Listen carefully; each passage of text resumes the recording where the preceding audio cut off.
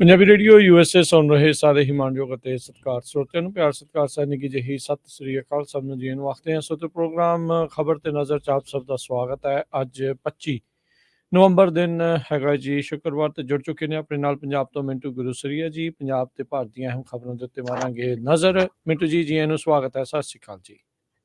ਜੀ ਸ਼ੁਕਰੀਆ ਸਾਰਿਆਂ ਨੂੰ, ਸਤਿ ਸ੍ਰੀ ਅਕਾਲ ਜੀ। ਸਾਡੇ ਅੱਜ ਦੇ ਪ੍ਰੋਗਰਾਮ ਦੇ ਸਪਾਂਸਰ ਨੇ ਖਾਲਸਾ ਇੰਸ਼ੋਰੈਂਸ ਏਜੰਸੀ, ਜਿਨ੍ਹਾਂ ਦੇ ਕੋਲੋਂ ਹਰ ਤਰੀਕੇ ਦੇ ਤੁਸੀਂ ਇੰਸ਼ੋਰੈਂਸ ਕਰਵਾ ਸਕਦੇ ਹੋ। ਇੰਸ਼ੋਰੈਂਸ ਬਾਰੇ ਪਤਾ ਕਰਨ ਲਈ ਕਾਲ 408-272-2500। Covered California health insurance, Obama care ਦੇ ਨਾਲ ਮੈਡੀਕੇਅਰ ਤੇ ਉਸ ਦੇ ਵੱਖ-ਵੱਖ ਪਲਾਨਸ ਬਾਰੇ ਜਾਣਕਾਰੀ ਲਈ ਕਾਲ 4082722500। ਟੇਰਕੇਨਾ ਇਮੀਗ੍ਰੇਸ਼ਨ ਲਾ ਫਰਮ, ਇਮੀਗ੍ਰੇਸ਼ਨ ਦਾ ਹੋਵੇ ਕਿਸੇ ਵੀ ਤਰੀਕੇ ਦਾ ਕੰਮ, ਕਾਲ ਅਟਰਨੀ ਜੇ ਟੇਰਕੇਨਾ 415-909-0503। ਜੀਕੇ ਤਨੋਤਾ, ਯੂਨੀਵਰਸਿਟੀ, ਬਲਜਿੰਦਰ ਨਿੱਜਰ, ਵੁੱਡਲੈਂਡ, ਪਰਮਜੀਤ ਕੌਰ ਰੰਗੀ, ਵੈਕਾਵਲ, Harnek Singh Bhawla, Indian cuisine, Renton, Washington. Sarbjit Singh Shokar, Turlock, GN tyre and lube, ਜਿਨ੍ਹਾਂ ਦੇ ਕੋਲੋਂ truck wash, oil change, air brake ਦਾ ਕੰਮ ਕਰਵਾ ਸਕਦੇ ਹੋ। ਨਵੇਂ ਪੁਰਾਣੇ ਟਾਇਰ ਵਾਜਿਬ ਕੀਮਤਾਂ ਤੇ ਖਰੀਦ ਸਕਦੇ ਹੋ। ਸੈਂਟੈਨੇਲਾ 'ਚ ਲੋਕੇਸ਼ਨ ਹੈ। ਕਾਲ ਨਿੰਮਾ ਸੋਹਤਾ 209-277-0113 ਤੇ ਜੱਸੀ ਗਿੱਲ, ਬੇਕਰਸਫੀਲਡ। ਸਾਰਿਆਂ ਦਾ ਧੰਨਵਾਦ। ਜੇਕਰ ਤੁਸੀਂ ਜਾਂ ਕੋਈ ਹੋਰ ਕਾਰੋਬਾਰ ਇਸ ਪ੍ਰੋਗਰਾਮ ਨੂੰ ਸਪਾਂਸਰ ਕਰਨਾ ਚਾਹੁੰਦੇ ਹੋ, ਸੰਪਰਕ ਕਰ ਸਕਦੇ ਹੋ ਨੰਬਰ 408-722-7698 ਦੇ ਉੱਤੇ। ਮੈਨੂੰ ਜੀ ਗੱਲਬਾਤ ਦਾ ਸਿਲਸਿਲਾ ਸ਼ੁਰੂ ਕਰਦੇ ਜਾਈਏ। ਸ਼ਾਹ ਹੋਣਾ ਦਾ ਇਹ ਜਿਹੜਾ ਇੱਕ ਬਿਆਨ ਆਇਆ ਆ, ਇਹ ਬੜਾ ਦਿਲਚਸਪ ਵੀ ਆ ਤੇ ਇਹਦੇ ਵਿੱਚ ਅੰਦਰ ਕਿਤੇ ਨਾ ਕਿਤੇ ਕਾਫੀ ਕੁਛ ਸੋਚਣ ਨੂੰ ਦੇਖਣ ਨੂੰ ਵੀ ਆ। 2002 ਚ ਕਹਿੰਦੇ ਸਬਕ ਸਿਖਾਇਆ ਤੇ ਹੁਣ ਗੁਜਰਾਤ ਦੇ ਵਿੱਚ ਸ਼ਾਂਤੀ ਆ। ਸੋ ਇਹ ਮਤਲਬ ਇੱਕ ਹਿਸਾਬ ਦੇ ਨਾਲ ਵਾਇਲੈਂਸ ਆ, ਉਸ ਨੂੰ ਪ੍ਰੇਰਿਤ ਕਰਦੇ ਆ। ਦੇਖੋ, ਮੈਂ ਆਪ ਪੜ੍ਹ ਰਿਹਾ ਸੀਗਾ PTI ਦੀ ਜਿਹੜੀ ਇਹ ਸਾਰੀ ਖਬਰ ਆ, ਉਹਦੇ ਵਿੱਚ ਅੱਜ ਖੇੜਾ ਦੀ ਰੈਲੀ ਸੀ ਜਿੱਥੇ ਇਹ ਸਾਰਾ ਸੰਬੋਧਨ ਹੋਇਆ। ਤਾਂ ਆਪਾਂ ਚਲੋ ਉਹਨਾਂ ਦੇ ਵਰਡ ਦੇਖਦੇ ਆ ਕੀ ਆ, ਤੇ ਫਿਰ ਉਹਦੇ ਚੋਂ ਆਪਾਂ ਨੂੰ ਕੁਛ ਨਾ ਕੁਛ ਡੀਕੋਡਿੰਗ ਵਾਸਤੇ ਜ਼ਰੂਰ ਮਿਲੇਗਾ। ਉਹ ਕੀ ਕਹਿ ਰਿਹਾ, 1995 ਤੋਂ ਪਹਿਲਾਂ ਜਦੋਂ ਰਾਜ ਦੇ ਵਿੱਚ ਕਾਂਗਰਸ ਦੀ ਸਰਕਾਰ ਸੀ ਤਾਂ ਇੱਥੇ ਗੈਰ ਸਮਾਜੀ ਤੱਤ ਜਿਹੜੇ ਸੀ ਉਹਨਾਂ ਦੇ ਹੌਸਲੇ ਬੁਲੰਦ ਸਨ। 2002 ਦੇ ਵਿੱਚ ਅਸੀਂ ਉਹਨਾਂ ਨੂੰ ਇਹੋ ਜਿਹਾ ਸਬਕ ਸਿਖਾਇਆ ਕਿ ਉਹ ਹਿੰਸਾ ਕਰਨੀ ਭੁੱਲ ਗਏ। ਇਸ ਤੋਂ ਬਾਅਦ ਭਾਜਪਾ ਨੇ ਪੂਰੇ ਗੁਜਰਾਤ ਦੇ ਵਿੱਚ ਪੱਕੇ ਤੌਰ ਤੇ ਸ਼ਾਂਤੀ ਲਿਆ ਦਿੱਤੀ। ਤਾਂ ਹੁਣ ਆਪਾਂ ਇਹਨਾਂ ਨੂੰ ਦੁਬਾਰਾ ਜੇ ਦੇਖੀਏ, ਉਹ ਕੀ ਕਹਿ ਰਹੇ ਆ?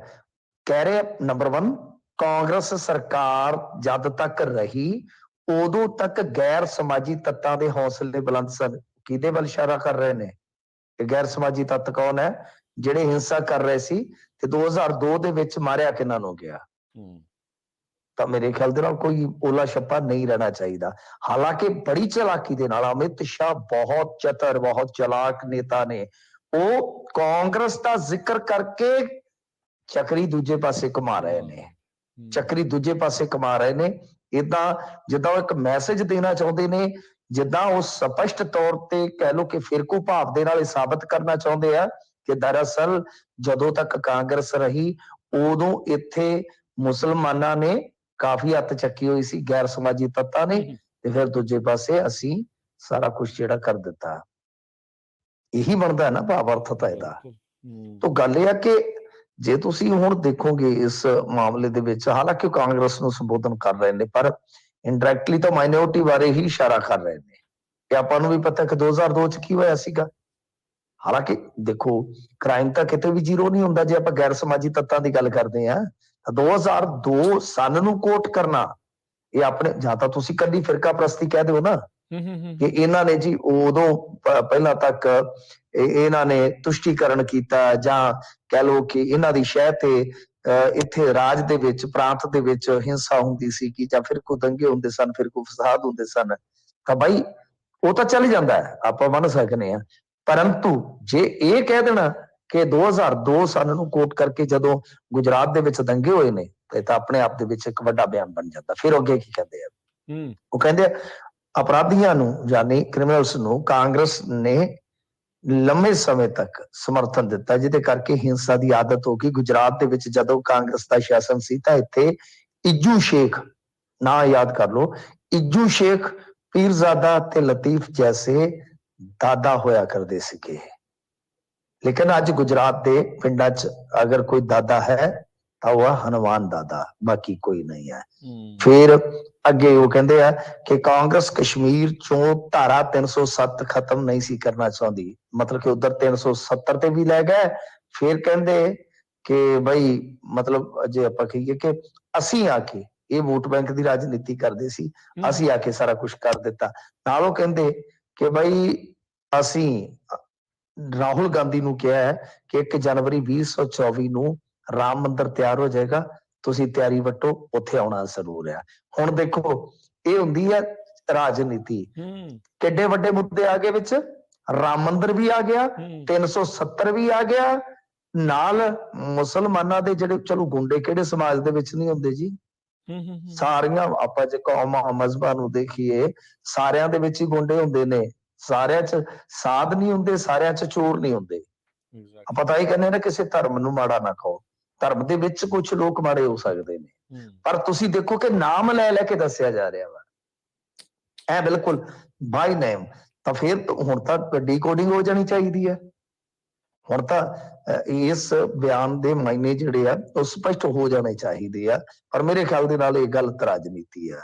2002 ਦੇ ਵਿੱਚ ਹੋਇਆ, ਮੰਦਭਾਗਾ ਸੀ, ਹਿੰਦੂ ਭਾਈਚਾਰੇ ਦੇ ਲੋਕ ਮਰੇ ਤਾਂ ਵੀ ਦੁੱਖ ਹੈ, ਜੇ ਮੁਸਲਮਾਨ ਭਾਈਚਾਰੇ ਦੇ ਲੋਕ ਮਰੇ ਤਾਂ ਵੀ ਦੁੱਖ ਹੈ, ਪਰ ਤੁਸੀਂ ਵਾਰ-ਵਾਰ ਇਸ ਤਰ੍ਹਾਂ ਰਾਜਨੀਤੀ ਕਰੋਗੇ ਤੇ ਉਹ ਤੋਂ ਵੀ ਦੁਖਦਾਈ ਹੈ ਕਿ ਤੁਸੀਂ ਲਾਸ਼ਾਂ ਦੀ ਰਾਜਨੀਤੀ ਕਰ ਰਹੇ ਹੋ ਤੇ ਗਲਤ ਆ। ਖੈਰ ਇਹ ਰਾਜਨੀਤੀ, ਚਲੋ ਹੋਰ ਮੈਂ ਕੋਟ ਕਰ ਦਿੰਦਾ ਕੁਝ, ਤੁਹਾਨੂੰ ਸਾਫ਼ ਜੀ ਸਪਸ਼ਟ ਸਮਝ ਆ ਜਾਏਗੀ। ਹੁਣ ਹੁੰਦਾ ਕੀ ਆ, ਖੇੜਾ ਰੈਲੀ ਤੋਂ ਬਾਅਦ ਜੇ ਆਪਾਂ ਗੱਲ ਕਰੀਏ, ਹੂੰ ਭਾਜਪਾ ਦਾ ਦੋਸ਼ ਹੈ ਕਿ ਰਾਹੁਲ ਦੀ ਯਾਤਰਾ 'ਚ ਕਹਿੰਦੇ ਕਿ ਪਾਕਿਸਤਾਨ ਜ਼ਿੰਦਾਬਾਦ ਦੇ ਨਾਰੇ ਲੱਗੇ ਆ। ਨਾਰਿਆਂ ਵਾਲੀ ਤੁਹਾਨੂੰ ਪਤਾ ਹੋਣਾ, ਜੀਐਨਯੂ ਦੀ ਘਟਨਾ ਉਹ ਕੋਈ ਨਹੀਂ ਭੁੱਲ ਸਕਦਾ। ਹੁਣ ਕਾਂਗਰਸ ਕੀ ਕਹਿ ਰਹੀ ਹੈ, ਉਹ ਕਹਿੰਦੀ ਕਿ ਭਾਜਪਾ ਦੀ ਇਹ ਸਾਜ਼ਿਸ਼ ਹੈ। ਹੂੰ ਇਹ ਆਪਣੇ ਆਪ ਦੇ ਵਿੱਚ, ਔਰ ਕਮਾਲ ਦੀ ਗੱਲ ਆ, ਇੱਕ ਇੱਥੇ ਵੀਡੀਓ ਪਾਈ ਕਿਸੇ ਨੇ, ਆਪਣੇ ਆਪ ਨੂੰ ਮੁਸਲਮਾਨ ਦੱਸ ਕੇ, ਉਹਦੇ ਗੈਟਅਪ ਦੇ ਵਿੱਚੋਂ ਵੀ ਇਹ ਦਿਖ ਰਿਹਾ ਸੀ ਸ਼ਾਇਦ ਮੁਸਲਮਾਨ ਨੌਜਵਾਨ ਹੈ। ਉਹ ਕਹਿੰਦਾ ਕਿ ਜੇ ਮੈਂ ਇਹਦੀ ਥਾਂ ਤੇ ਹੁੰਦਾ, ਆਫਤਾਬ ਦੀ ਥਾਂ ਤੇ ਸ਼ਰਧਾ ਦੇ, ਮੈਂ 35 ਦੀ ਬਜਾਏ 36 ਟੋਟੇ ਕਰਦਾ, ਆਪਦਾ ਨਾਮ ਮੁਸਲਮਾਨ ਦੱਸ ਕੇ। ਜਦੋਂ ਪੁਲਿਸ ਨੇ ਫੜਿਆ, ਉਹ ਹਿੰਦੂ ਭਾਈਚਾਰੇ ਦਾ ਨਿਕਲਿਆ। ਦੇਖੋ ਚੱਲ ਕੀ ਰਿਹਾ। ਹੁਣ ਤੁਸੀਂ ਅੱਗੇ ਇੱਕ ਹੋਰ ਚੀਜ਼ ਦੇਖੋ, ਪ੍ਰਧਾਨ ਮੰਤਰੀ ਸਾਹਿਬ ਦਾ ਬਿਆਨ ਆਇਆ, ਉਹ ਕਹਿ ਰਹੇ ਨੇ ਕਿ ਦੇਸ਼ ਦਾ ਨਵਾਂ ਇਤਿਹਾਸ ਲਿਖਿਆ ਜਾ ਰਿਹਾ ਹੈ। ਪਹਿਲਾਂ ਜਾਣ ਬੁੱਝ ਕੇ ਵਿਦੇਸ਼ੀ ਏਜੰਡਾ ਵਧਾਉਣ ਦਾ ਕੰਮ ਕੀਤਾ ਜਾਂਦਾ ਸੀ, ਅਸੀਂ ਗਲਤੀਆਂ ਸੁਧਾਰ ਰਹੇ ਹਾਂ। ਮਤਲਬ ਕਿ ਸਾਰੇ ਕੀਤੇ ਕਿਰਾਏ ਤੇ ਕਾਂਟਾ ਮਾਰ ਕੇ, ਜਿਵੇਂ ਕਹਿੰਦੇ ਨੇ ਕਿ ਗੁਜਰਾਤ ਦਾ ਨਿਰਮਾਣ ਅਸਾਂ ਕੀਤਾ, 1995 ਤੋਂ ਬਾਅਦ ਅਸੀਂ ਆਏ, ਸ਼ਾਂਤੀ ਅਸੀਂ ਲਿਆਏ, ਡਿਵੈਲਪਮੈਂਟ ਅਸੀਂ ਲਿਆਏ, ਉਹ ਸਾਰੇ ਕੀਤੇ ਕਿਰਾਏ ਤੇ ਕਹਿ ਰਹੇ ਆ ਕਿ ਦੇਸ਼ ਨੂੰ ਜੇ ਬਈ ਨਵੇਂ ਸਿਰੇ ਤੋਂ ਤੋਰਿਆ ਤਾਂ ਅਸੀਂ ਆ। ਇੱਥੋਂ ਸਾਫ਼ ਹੋ ਜਾਂਦਾ, ਸਪਸ਼ਟ ਹੋ ਜਾਂਦਾ ਕਿ ਜਿਸ ਤਰ੍ਹਾਂ ਦੀ ਉੱਥੇ ਰਾਜਨੀਤੀ ਹੋ ਰਹੀ ਹੈ, ਡਿਵੈਲਪਮੈਂਟ ਤੇ ਤਾਂ ਘੱਟ ਹੀ ਭਰੋਸਾ ਹੈ, ਤਾਂ ਆਪਣੇ ਜਿਹੜੇ ਉਹਨਾਂ ਦੇ ਪੁਰਾਣੇ ਹਥਿਆਰ ਨੇ ਰਾਜਨੀਤੀ ਕਰਨ ਦੇ, ਉਹਨਾਂ ਤੇ ਪੂਰਨ ਭਰੋਸਾ ਹੈਗਾ। ਤੋ ਇਹ ਕਹਾਣੀ ਹੈ, ਜਾਂ ਆਪਾਂ ਦੇਖ ਲਈਏ ਤਾਂ ਇਸ ਰਾਜਨੀਤੀ ਦੀ ਇਹ ਕਹਾਣੀ ਬਹੁਤ ਪੁਰਾਣੀ ਹੈ। ਤਾਂ ਸਿੱਧੇ ਤੌਰ ਤੇ ਹੁਣ ਮਾਮਲਾ ਜਿਹੜਾ ਉਹ ਇੱਕ ਤਰ੍ਹਾਂ ਨਾਲ ਕਹਿ ਲਓ ਕਿ ਪੋਲਰਾਈਜੇਸ਼ਨ ਵੱਲ ਵੱਧ ਗਿਆ। ਔਰ ਜਦੋਂ ਪੋਲਰਾਈਜੇਸ਼ਨ ਹੁੰਦਾ, ਇਹਦੀ ਇੱਕ ਮਿਸਾਲ ਮੈਂ ਦੇ ਦਿੰਦਾ ਤੁਹਾਨੂੰ ਕਿ ਬਿਲਕਿਸ ਬਾਨੋ ਦੇ ਮੁਲਜ਼ਮਾਂ ਨੂੰ ਛੱਡਿਆ ਗਿਆ ਤੇ ਸ਼ਰੇਆਮ ਛੱਡਿਆ ਗਿਆ, ਕੇਂਦਰ ਦੀ ਸਿਫਾਰਿਸ਼ ਤੇ ਛੱਡਿਆ ਗਿਆ, ਔਨ ਰਿਕਾਰਡ ਪਈਆਂ ਨੇ ਚੀਜ਼ਾਂ, ਅਸੀਂ ਸਟੇਟਮੈਂਟ ਵੀ ਕੋਟ ਕੀਤੀ ਆ, ਇਹਦੀ ANI ਦੀ ਕਿਸੇ ਨੂੰ ਭੁਲੇਖਾ ਨਾ ਰਹਿ ਜਾਵੇ। ਗੱਲ ਇਹ ਆ ਕਿ ਬਿਲਕਿਸ ਬਾਨੋ ਦੇ ਮੁਲਜ਼ਮ ਛੱਡਣ ਤੋਂ ਬਾਅਦ ਵੀ ਉੱਥੇ ਕੋਈ ਗੱਲ ਨਹੀਂ ਹੋ ਰਹੀ। ਉਹਦਾ ਕਾਰਨ ਪਤਾ ਕੀ ਆ? ਕਾਰਨ ਇਹੋ ਆ, ਜੇ ਉਹ ਕਹਿੰਦੇ ਆ ਕਿ ਅਸੀਂ, ਮਤਲਬ ਕਿ ਮੁਸਲਮਾਨ ਇਹ ਗੱਲ ਕਹਿੰਦੇ ਨੇ ਮੂੰਹ, ਜੇ ਅਸੀਂ ਬੋਲਾਂਗੇ ਤੇ ਇਹਨਾਂ ਨੇ ਸਗੋਂ ਇਕਜੁੱਟ ਹੋ ਜਾਣਾ। ਤਾਂ ਤੁਸੀਂ ਅੰਦਾਜ਼ਾ ਲਾ ਸਕਦੇ ਹੋ ਕਿ ਕਿਸ ਤਰ੍ਹਾਂ ਕੁੱਟ ਖਾਣ ਵਾਲੀ ਧਿਰ ਜਿਹੜੀ ਹੈ ਉਹ ਇੱਕ ਮੌਕੇ ਤੇ ਚੁੱਪ ਵੀ ਹੋ ਜਾਂਦੀ ਹੈ ਕਿ ਨਹੀਂ ਬਈ, ਜੇ ਹੁਣ ਚੀਕ ਵੀ ਮਾਰਾਂਗੇ ਤੇ ਉਹਨਾਂ ਨੂੰ ਫਾਇਦਾ ਹੋਣਾ ਹੈ। ਤਾਂ ਇਹ ਹੁੰਦੀ ਹੈ ਰਾਜਨੀਤੀ ਦੀ ਇੱਕ ਤਰ੍ਹਾਂ ਨਾਲ ਕਹਿ ਲਓ ਕਿ ਪੋਲਰਾਈਜੇਸ਼ਨ ਦੀ ਵੰਨਗੀ, ਜਿਹਦੇ ਵਿੱਚ ਬਹੁਤ ਭਰਪੂਰ ਫਾਇਦਾ ਹੁੰਦਾ ਹੈ। ਤਾਂ ਮੈਨੂੰ ਅੱਜ ਵੀ ਲੱਗਦਾ ਹੈ ਕਿ ਭਾਰਤੀ ਜਨਤਾ ਪਾਰਟੀ ਨੂੰ ਇਹ ਦੋਵੇਂ ਪਾਰਟੀਆਂ ਨਹੀਂ ਹਰਾ ਪਾਉਣਗੀਆਂ ਗੁਜਰਾਤ ਵਿੱਚ, ਜਿਸ ਤਰ੍ਹਾਂ ਦਾ ਇਹ ਚੱਲ ਪਿਆ। ਆਪਾਂ ਦੇਖਿਆ, ਬਹੁਤ ਵਾਰੀ ਦੇਖਿਆ ਕਿ ਇਹਨਾਂ ਦੇ ਜਿਹੜੇ ਰਾਜਨੀਤੀ ਦੇ ਰੰਗ ਹੁੰਦੇ ਆ ਉਹ ਫਿਰ ਖਿੱਚ ਕੇ ਲੈ ਜਾਂਦੇ ਅੱਗੇ। ਵਾਕਈ ਜਦੋਂ ਪੋਲਰਾਈਜੇਸ਼ਨ ਹੋਣੀ ਸ਼ੁਰੂ ਹੋ ਜਾਂਦੀ, ਫਿਰ ਗਾਂ ਤੋਂ ਗਾਂ ਪਾੜਾ ਵੱਧਦਾ ਹੀ ਜਾਂਦਾ ਆ।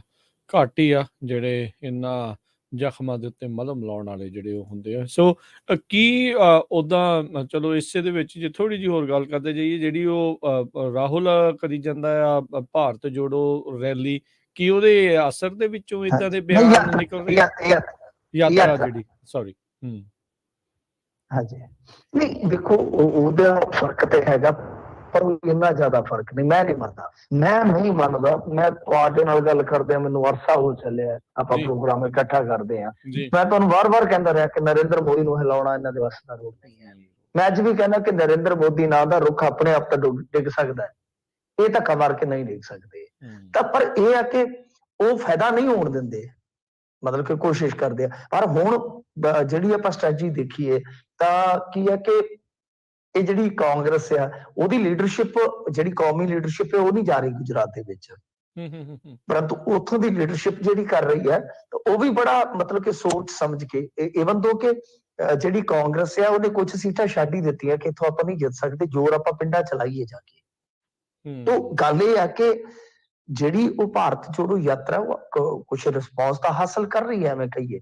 ਪਰ ਗੱਲ ਇਹ ਹੈ ਕਿ ਇਹਨਾਂ ਦੀ ਜੇ ਦੇਖੋਗੇ ਤੁਸੀਂ ਸਟ੍ਰੈਟਜੀ ਇਹੀ ਹੈ ਕਿ ਕਾਂਗਰਸ ਨੂੰ ਬਹੁਤ ਹੌਲੇ ਲੈ ਰਹੇ ਨੇ, ਹੌਲਿਆਂ 'ਚ। ਜਿਵੇਂ ਤੁਸੀਂ ਦੇਖੋਗੇ ਅਰਵਿੰਦ ਕੇਜਰੀਵਾਲ ਤੇ ਜ਼ਿਆਦਾ ਅਟੈਕ ਹੁੰਦਾ ਉਹਨਾਂ ਦਾ ਆਮ ਆਦਮੀ ਪਾਰਟੀ ਤੇ, ਕਿਉਂਕਿ ਉਹ ਕਾਂਗਰਸ ਨੂੰ ਇਸ ਤਰ੍ਹਾਂ ਬਣਾ ਕੇ ਪੇਸ਼ ਕਰਦੇ ਆ ਕਿ ਇਹ ਤਾਂ ਸਾਡੀ ਟੱਕਰ 'ਚ ਹੀ ਹੈ। ਤਾਂ ਦੂਜੇ ਪਾਸੇ ਹੁਣ ਰਾਹੁਲ ਗਾਂਧੀ ਨੂੰ ਸਮਝ ਆ ਗਈ ਆ ਕਿ ਮੈਂ ਵਿੱਚ ਵਿਚਾਲੇ ਰਹਿ ਕੇ ਗੇਮ ਨਹੀਂ ਜਿੱਤ ਸਕਦਾ, ਤਾਂ ਉਹਨੇ ਵੀ ਸਾਵਰਕਰ ਤੇ ਜਾਂ ਕਹਿ ਲਓ ਕਿ ਆਰਐਸਐਸ ਦੀ ਫਰੀडम ਸਟਰਗਲ ਦੀ ਜਿਹੜੀ ਭੂਮਿਕਾ ਸੀ ਉਹਦੇ ਤੇ ਵਾਰ ਕਰਨੇ ਸਟਾਰਟ ਕਰ ਦਿੱਤੇ ਇਹਨਾਂ ਦਿਨਾਂ 'ਚ। ਜੀ ਮੈਨੂੰ ਜੀ ਪੰਜਾਬ ਵੱਲ ਨੂੰ ਵਧੀਆ, ਪੰਜਾਬ ਦੇ ਵਿੱਚ ਇੱਕ ਮੋਰਚਾ ਉੱਠਿਆ, ਦੂਜਾ ਤਿਆਰ। ਹਾਂਜੀ ਉਹ ਤਾਂ ਆਪਾਂ ਉਹ ਸੁਣਦੇ ਹੁੰਦੇ ਸੀ, ਇੱਕ ਮੁੱਠੀ ਚੱਕ ਦੂਜੀ ਤਿਆਰ। ਤਾਂ ਇੱਥੇ ਇੱਕ ਮੋਰਚਾ ਉੱਠਿਆ ਤੇ ਦੂਜੀ ਤਿਆਰ, ਤੇ ਹੋ ਜਾ ਤੂੰ ਵੀ ਤਿਆਰ ਮੇਰੀ ਸਰਕਾਰ ਆਏ ਲੈ। ਗੱਲ ਇਹ ਹੈ ਕਿ ਆਏ ਲੈ ਕਿਸਾਨ। ਦੇਖੋ ਗੱਲ ਕੀ ਹੈ ਕਿ ਰਾਤੀ ਟੁੱਟਿਆ ਇਹਨਾਂ ਦਾ ਮਰਨ ਵਰਤ ਡੱਲੇਵਾਲ ਸਾਹਿਬ ਹੋਰਾਂ ਦਾ, ਜਦੋਂ ਆਪਾਂ ਪ੍ਰੋਗਰਾਮ ਕਰਕੇ ਹਟ ਗਏ ਸੀ ਤਾਂ ਇਹ ਗੱਲਬਾਤ ਨਹੀਂ ਕੀਤੀ, ਕਿਉਂਕਿ ਉਦੋਂ ਹਾਲੇ ਦੋ ਤਰ੍ਹਾਂ ਦੀਆਂ ਖਬਰਾਂ ਆ ਰਹੀਆਂ ਸੀਗੀਆਂ ਕਿ ਇਹ ਹੋ ਗਿਆ ਜੀ, ਉਹ ਹੋ ਗਿਆ। ਪਰ ਇਹ ਸੀਗਾ ਕਿ 11 ਵਜੇ ਜਾ ਕੇ ਫਿਰ ਪੁਸ਼ਟੀ ਹੋਈ ਕਿ ਮਰਨ ਵਰਤ ਖਤਮ ਹੋ ਗਿਆ। ਉਸ ਤੋਂ ਬਾਅਦ ਅਗਲੇ ਦਿਨ ਇੱਕ ਨਵਾਂ ਪ੍ਰੋਗਰਾਮ। ਹੁਣ ਐਸਕੇਐਮ ਸੰਯੁਕਤ ਕਿਸਾਨ ਮੋਰਚਾ 26 ਨਵੰਬਰ ਨੂੰ ਪੰਜਾਬ ਗਵਰਨਰ ਬਨਵਾਰੀ ਲਾਲ ਪੁਰੋਹਿਤ ਨੂੰ ਮੰਗ ਪੱਤਰ ਸੌਂਪਣ ਜਾਏਗਾ। ਤਾਂ ਇਹ ਤਿਆਰੀ ਹੈ ਜੀ ਪੂਰੀ। ਗੁਰਦੁਆਰਾ ਅੰਬ ਸਾਹਿਬ ਮੋਹਾਲੀ ਦਾ, ਵੈਸੇ ਉਹ ਗੁਰਦੁਆਰਾ ਗੁਰੂ ਘਰ ਹੀ ਨਹੀਂ, ਸੰਘਰਸ਼ਾਂ ਦਾ ਵੀ ਕੇਂਦਰ ਹੈ, ਤੁਹਾਨੂੰ ਪਤਾ ਹੈ। ਉੱਥੋਂ ਬੜੇ ਸੰਘਰਸ਼ ਤੁਰਦੇ ਆ। ਇਸ ਤੋਂ ਇਲਾਵਾ ਜੇ ਤੁਸੀਂ ਦੇਖੋਗੇ ਵੱਡੇ ਵੱਡੇ ਇਕੱਠ ਉੱਥੋਂ ਹੀ ਸਟਾਰਟ ਹੁੰਦੇ ਆ।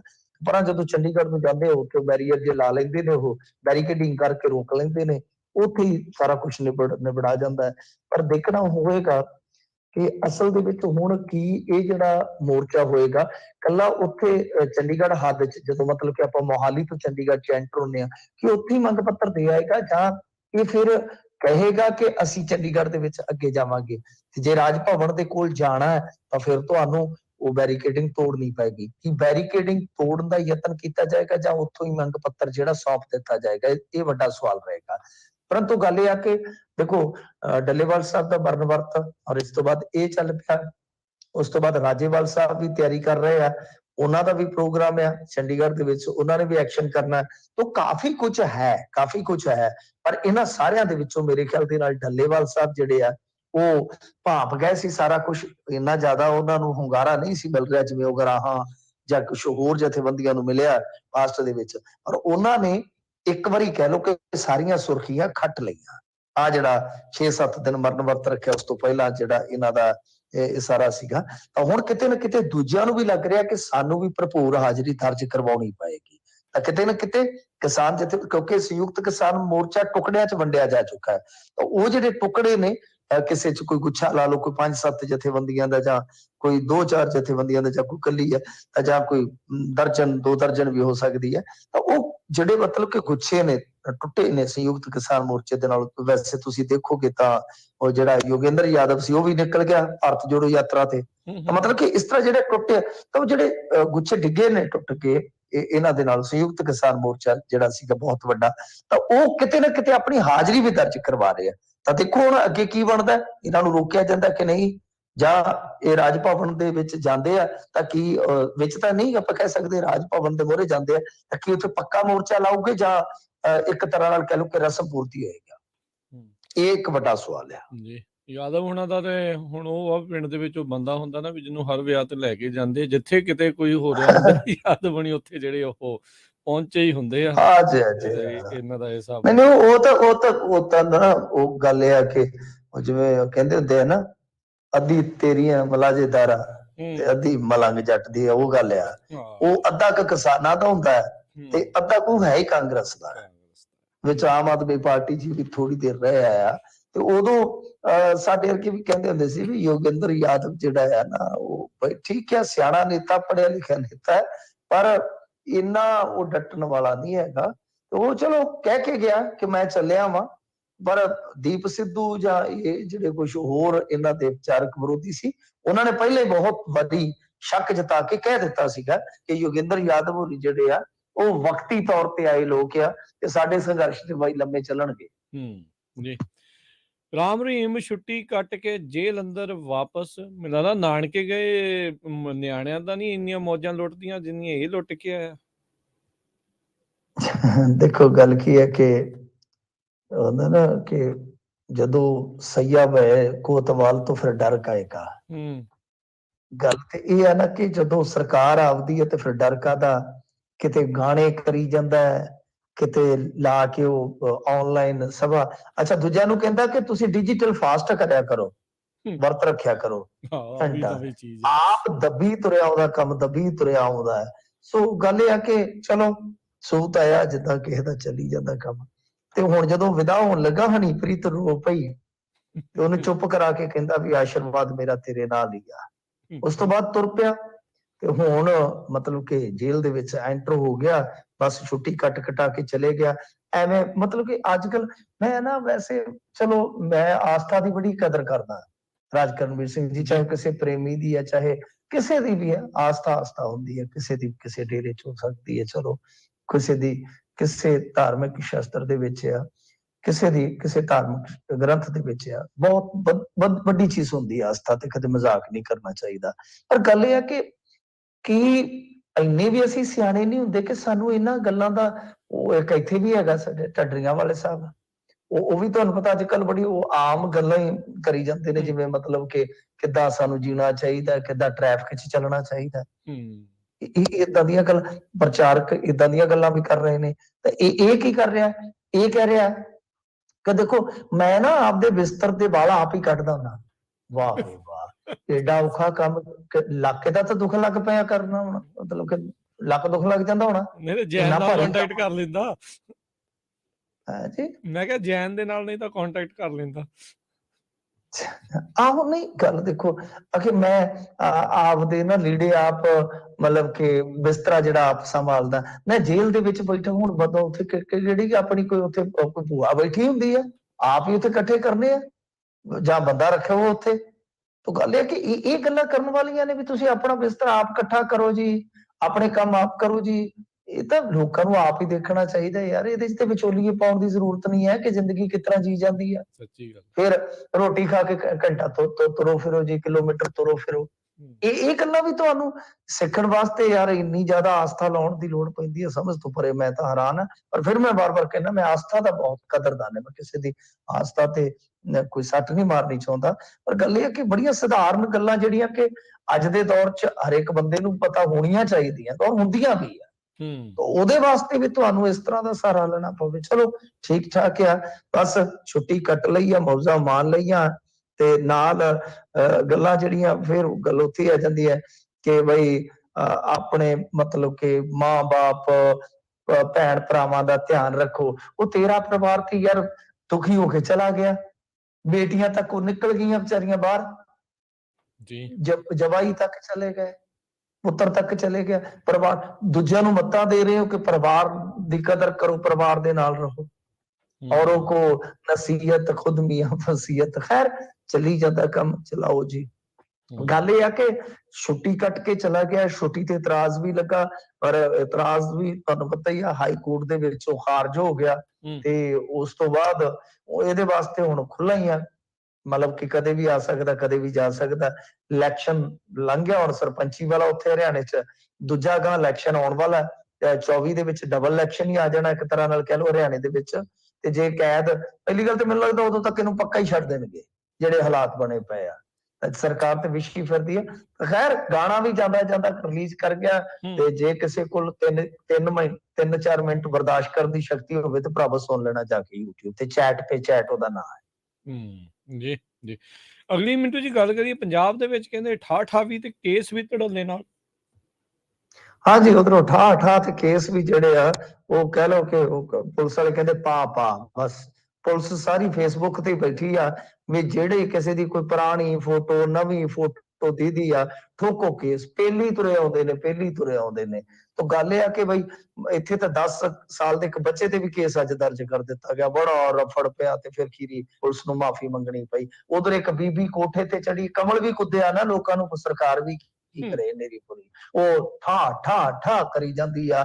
ਉਹ ਮਤਲਬ ਕਿ ਉਹ ਜਿਵੇਂ ਪਿਛਲੇ ਦਿਨੀ ਇੱਕ ਸਰਪੰਚ ਨਹੀਂ ਦੇਖੀ ਸੀ ਇੱਥੇ ਜਿੱਤੀ, ਹਾਲੇ ਸਰਪੰਚ ਨਹੀਂ ਬਣ ਕੇ ਤੇ ਅੰਦਰ ਨਹੀਂ ਵੜੀ ਚੱਜ ਨਾਲ, ਬਾਹਰ ਵਿਹੜੇ 'ਚ ਤਰੜ ਗੋਲੀ ਚਲਾ ਦਿੱਤੇ।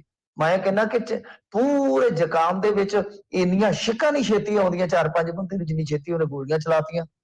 ਤਾਂ ਉਸੇ ਤਰ੍ਹਾਂ ਇਹ ਹਾਲ ਆ ਕਿ ਇੱਥੇ ਉਹ ਇੱਕ ਕੋਠੇ ਤੇ ਚੜ ਕੇ ਲੱਗੀ ਸੀ, ਉਹਦੇ ਤੇ ਵੀ ਫਿਰ ਇੱਕ ਸਰਪੰਚ ਸਾਹਿਬ ਉਹ ਪ੍ਰਦਰਸ਼ਨ ਕਰ ਰਿਹਾ ਸੀ, ਇੱਕ ਇਧਰ ਹਿੰਮਤ ਸੰਧੂ ਆ, ਉਹਦੀ ਵੀ ਮੈਨੂੰ ਲੱਗਦਾ ਕਿ ਛੇਤੀ ਕਿਤੇ ਲੱਗਦਾ ਨਹੀਂ ਜਾਨ ਛੁੱਟੇਗੀ। ਉਹਨੇ ਵੀ ਸਿੰਗਰ ਨੇ ਅੱਜ ਗਾਣਾ ਕੱਢਤਾ, ਪਹਿਲਾਂ ਵੀ ਕੱਢਤਾ, ਇੱਕ ਸਿੰਗਰ ਨੇ ਗਾਣਾ ਤੇ ਕੇਸ ਦਰਜ ਹੋ ਗਿਆ। ਇਸ ਤਰ੍ਹਾਂ ਨੰਬਰਦਾਰ ਤੇ ਪੁਲਿਸ ਤੇ ਟੋਟਲ 75 FIR ਹੋ ਚੁੱਕੀਆਂ ਨੇ, 75 FIR ਹੋ ਚੁੱਕੀਆਂ।